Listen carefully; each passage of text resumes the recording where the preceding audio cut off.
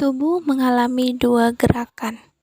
Yang pertama ialah gerak sadar. Gerak sadar merupakan gerakan yang secara sengaja dilakukan oleh tubuh sesuai dengan perintah otak. Adapun mekanisme dari gerak sadar adalah ketika tubuh sudah menerima rangsangan, lalu menuju ke reseptor dan akan diterima oleh saraf sensorik, lalu akan diterima oleh otak, kemudian akan diterima oleh saraf motorik, dan akan diterima oleh efektor. Efektor sendiri itu meliputi otot dan kelenjar. Kemudian ada gerak refleks. Gerak refleks adalah gerak yang tidak sadar atau gerak secara spontan. Adapun mekanisme gerak refleks adalah ketika tubuh menerima rangsangan, kemudian menuju ke reseptor, lalu akan diterima oleh saraf sensorik, kemudian akan diterima oleh sumsum tulang belakang, lalu akan diterima oleh saraf motorik, dan selanjutnya akan menuju efektor atau otot dan kelenjar yang akan melakukan pergerakan refleks itu sendiri. Contoh dari gerak sadar ialah berlari, berjalan, kemudian mengunyah makanan, dan lain sebagainya. Contoh dari gerak refleks adalah batuk saat tersedak, kemudian berkedip saat ada debu atau serangga mendekati mata, lalu pupil yang berubah ukuran untuk menyesuaikan cahaya yang masuk ke mata. Selanjutnya ialah penarikan anggota tubuh secara tiba-tiba saat menyentuh benda panas atau tajam.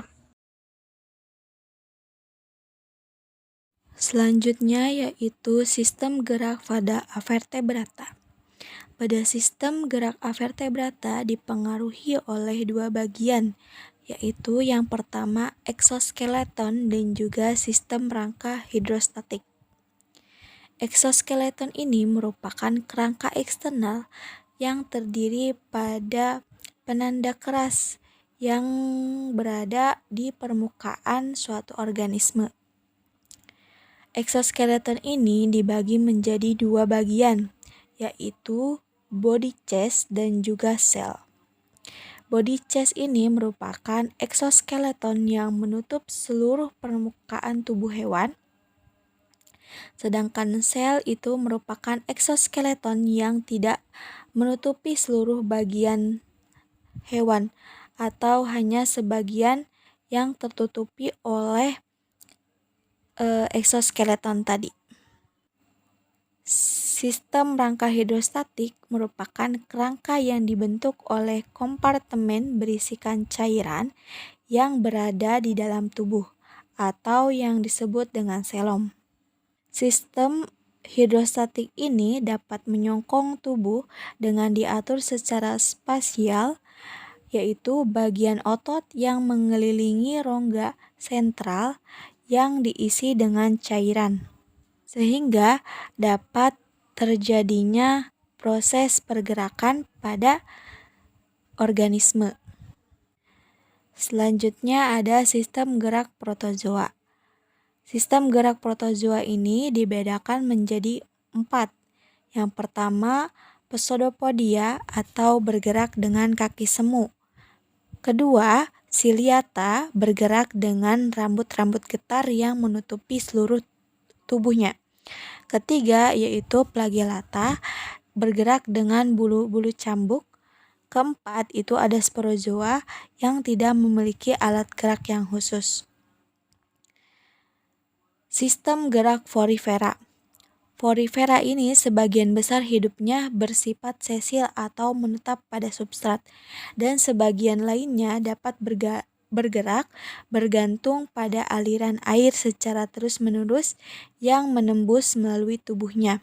Akan tetapi, kebanyakan kelompok Porifera ini hidupnya menetap sehingga tidak memiliki alat gerak yang khusus. Kelompok Cnidaria dapat bergerak karena adanya rangka hidrostatik yang merupakan rongga tubuh yang berisikan cairan atau disebut selom. Nah, tekanan dari cairan yang berada di dalam tubuhnya itu dapat bekerja sama dengan otot sehingga menghasilkan suatu gerakan dengan gerakan memanjang dan memendek atau disebut gerakan peristaltik. Sistem gerak echinodermata. Kelompok echinodermata bergerak dengan menggunakan kaki tabung atau kaki amburaklar yang dipengaruhi oleh air.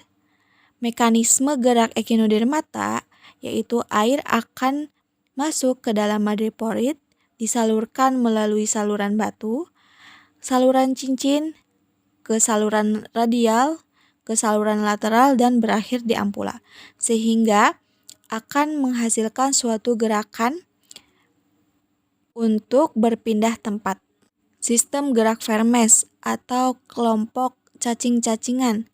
Vermes ini dapat bergerak karena adanya rangka hidrostatik yang merupakan rongga tubuh yang berisikan cairan atau disebut selom, sehingga tekanan dari cairan yang berada dalam tubuhnya ini dapat bekerja sama dengan otot sehingga menghasilkan gerakan memanjang dan memendek atau disebut juga gerak peristaltik. Sistem gerak moluska. Moluska dapat bergerak dengan adanya rangka eksoskeleton yang hanya menutupi sebagian tubuh hewan moluska. Sistem gerak arthropoda. Arthropoda dapat bergerak karena adanya rangka eksoskeleton yang menutupi seluruh tubuh hewan kelompok arthropoda. Selanjutnya yaitu sistem gerak vertebrata. Sistem gerak vertebrata terdiri dari 3 jenis otot utama. Ketiga jenis otot ini berperan dalam sistem gerak yang ada di setiap kelas vertebrata, baik Pisces, amfibi, reptil, aves maupun mamalia. Ketiga jenis otot itu yaitu otot polos, otot lurik, dan otot jantung. Karakteristik otot polos yaitu tersebar di seluruh bagian tubuh, berbentuk fusiform atau bulat di bagian tengah dan kedua ujung yang meruncing. Nukleus berada di tengah, bekerja secara tidak sadar, bersifat elastis,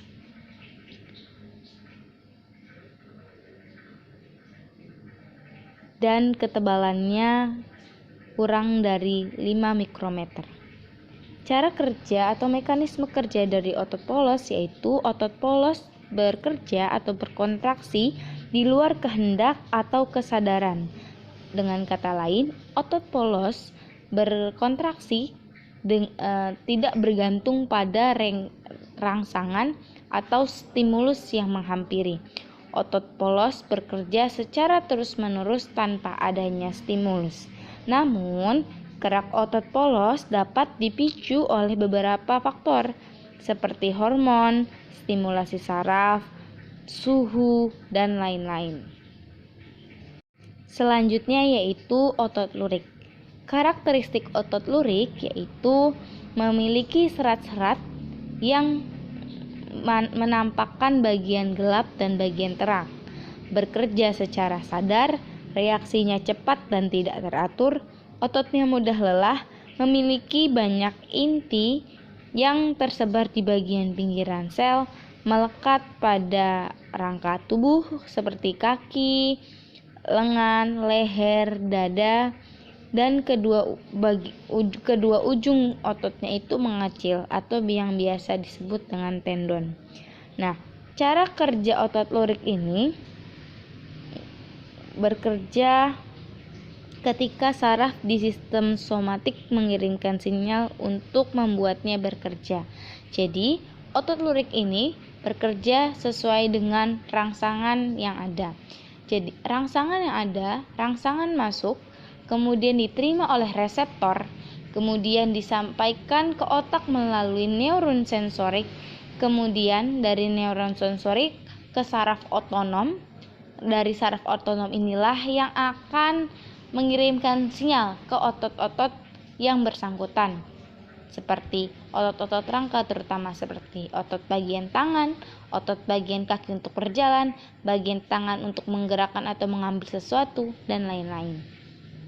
Kemudian yang selanjutnya yaitu otot jantung. Otot jantung merupakan gabungan dari otot puli, otot lurik, dan otot polos. Sehingga karakteristiknya yaitu berbentuk silindris yang bercabang-cabang, memiliki banyak inti sel yang terletak di bagian tengah, kemudian bekerja secara otomatis atau secara tidak sadar, terletak di bagian jantung, dan memiliki diskus interkalaris. Cara kerja otot jantung ini seperti cara kerja otot polos, yaitu bekerja terus-menerus tanpa adanya rangsangan yang menghampiri. Jadi otot jantung akan terus bekerja, akan terus berkontraksi tanpa adanya rangsangan.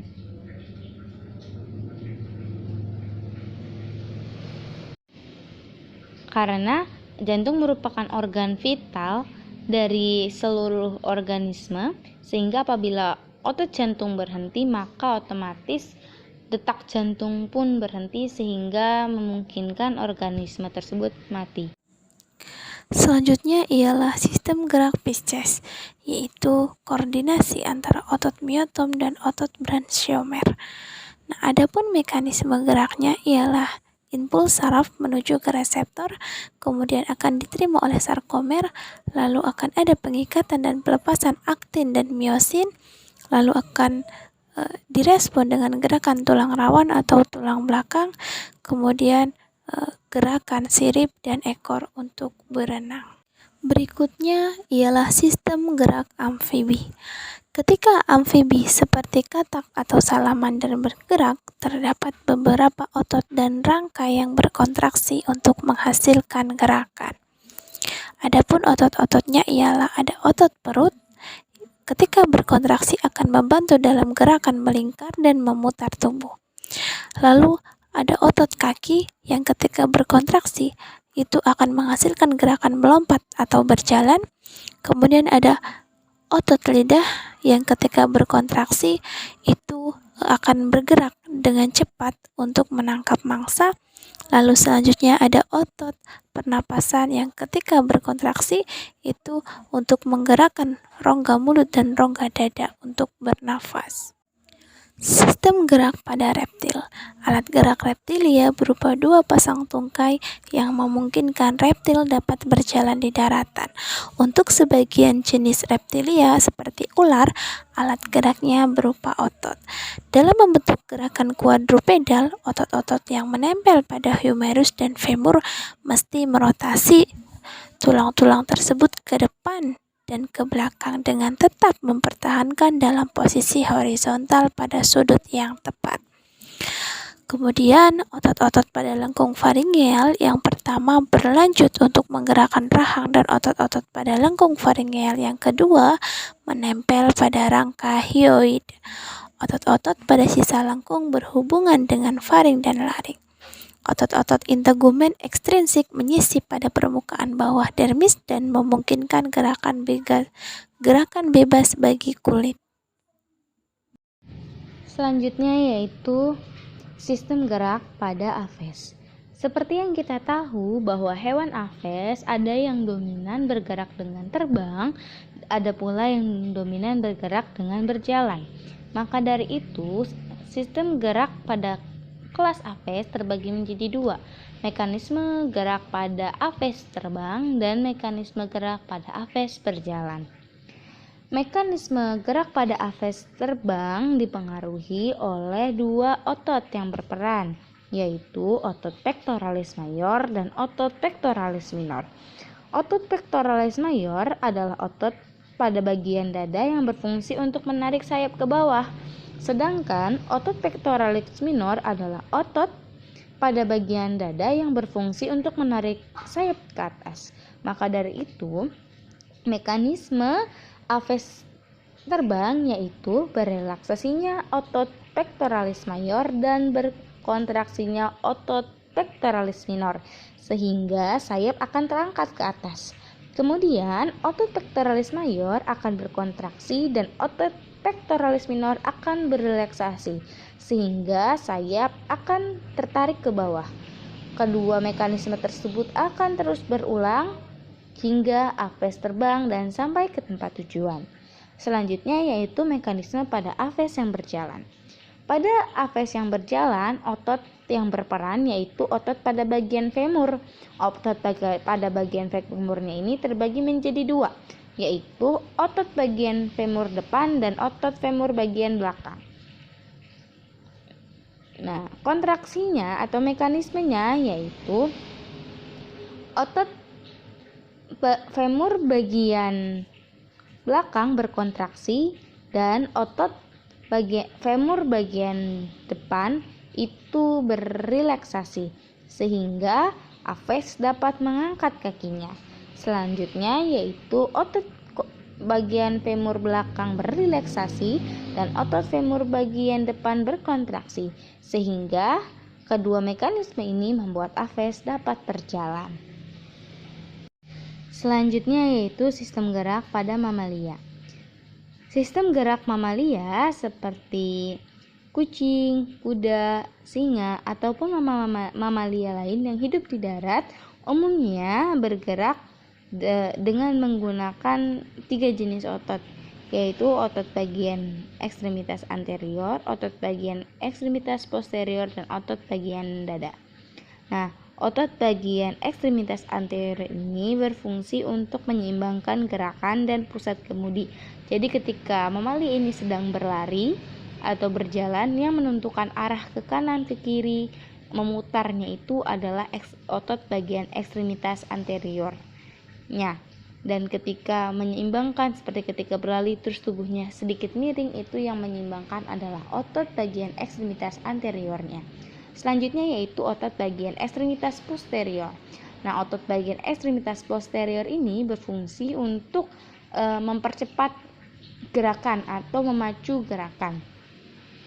Maka dari itu, ketika mamalia berjalan dan berlari, otomatis kontraksi otot ekstremitas posterior berbeda. Pada saat berlari, otot ekstremitas posterior lebih berkontraksi dengan cepat.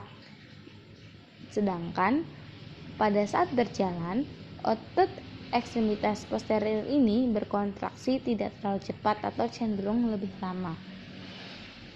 Selanjutnya yaitu otot dada yang berfungsi untuk meredam getaran yang dihasilkan. Ketika mamalia itu berlari atau melompat, otomatis banyak getaran yang dihasilkan. Nah, agar tidak merusak atau tidak menghimpit organ-organ lain, maka diredam oleh otot yang berada di bagian dada sehingga guncangan tersebut tidak merusak organ-organ lain. Nah, pada mamalia juga terdapat tendon dan ligamen yang berperan dalam pergerakan. Nah, tendon adalah pita jaringan berserat kuat yang menghubungkan antara otot dan tulang. Jadi, pita atau serat yang menghubungkan antara otot dan tulang bernama tendon, sedangkan serat yang menghubungkan antara tulang dan tulang bernama ligamen. Nah, otot dan ligamen ini memiliki sifat fleksibel, sehingga apabila terjadi gerakan pada sendi tidak sakit karena ada ligamen yang bersifat fleksibel.